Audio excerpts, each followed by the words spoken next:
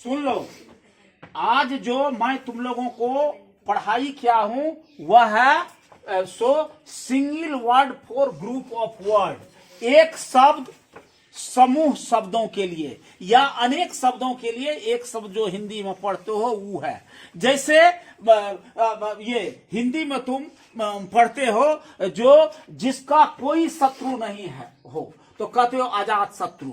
उसी तरह इंग्लिश में भी तुमको single word for group of words होता है।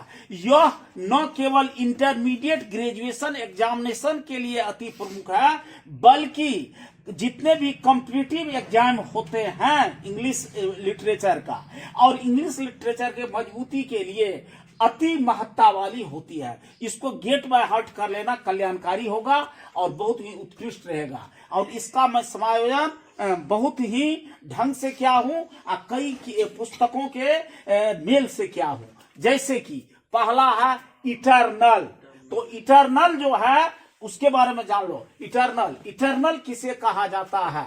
तो that which has no end, that which has no end, जिसका कोई भी, उसका या जिसका कोई भी अंत नहीं हो उसे कहा जाता है इटर्नल। तो कहोगे that which has no end is called eternal, यानी कि जिसका कोई भी अंत नहीं हो तो वह हो जाता है अनंत, इटर्नल, ETERNAL।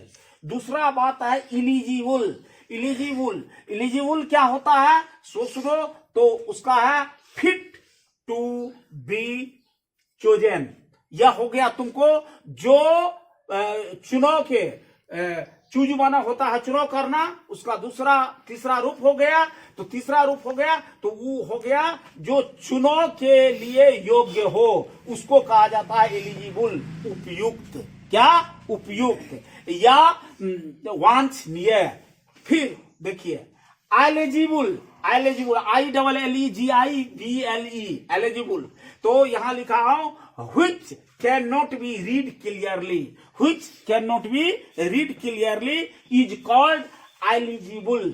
एलिजिबल माना होता है अपठनीय, जो आपको ये साफ साफ नहीं पढ़ा जाए, जिसको कि धुंधला भी कहता है, धुंधला या अपठनीय। फिर देखिए आगे जो है वह है विडोअर। तो विडोअर माना क्या होता है? Whose wife is dead, a person whose wife is dead is called widower. Widower माना क्या होता है? विधुर, जिसका वह व्यक्ति जिसका पत्नी का देहावसान हो गया है वह विडोअर कहलाता है। अब देखिए फिर आगे है विडो। विडो का मतलब होता है विधवा। अंग्रेजी में which husband is dead is called widow। विधवा किसे कहा जाता है? जिसके पति का देहावसान हो गया है। which husband is dead is called widow। Clear हो रही है ना? अब देखो फिर मैं जो कह रहा हूं, इसके बाद है तीसरा इसमें कड़ी में orphan whose parents are dead is called orphan। क्या? तो जिनके माता पिता का देहावसान हो चुका है वह कहलाता है तुमको अनाथ। ऑर्फेन मीन्स अनाथ, एन ऑर्फेन, हाँ अनाथ। Whose parents are dead is called orphan. इसके बाद है फटालिस्ट who believes in the fate is called fatalist। who believes in fate जो है वह कहलाता है फटालिस्ट। फटालिस्ट माना होता है सौभाग्यवादी।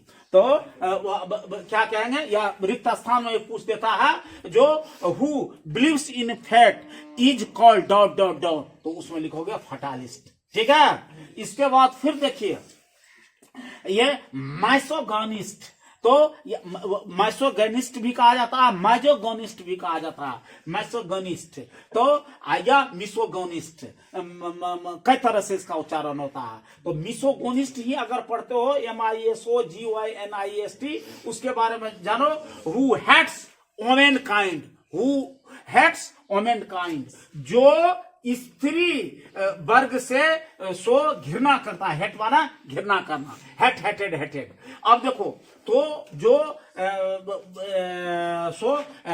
स्त्री वर्ग से घृणा करता है उसे क्या कहा जाता है? उसे कहा जाता है मिसोगोनिस्ट, यानी कि स्त्री द्वेषी। जो यह ऑब्जेक्टिव में पूछता है who hates womankind is called ... तो मिसोगोनिस्ट। और इसके बाद फिर देखिए यहां है सो मिसंथ्रोप। तो मिसंथ्रोप का मतलब इसे यह भी कहा जाता है मिजंथ्रोप। तो who hates the mankind is called misanthrope. जो व्यक्ति सो आपको पुरुष जाति या आदमी से घृणा करता है वह कहलाता है आपको ये पुरुष द्वेषी। पुरुष द्वेषी का अंग्रेजी हो गया मिसंथ्रोप। तो इस तरह से तुमको मैंने अभी 9 गो यह single word for group of word दिया है। इसको गेट पर हट कर लेना, सारे एग्जामिनेशंस के लिए यह अति महत्ता वाली है।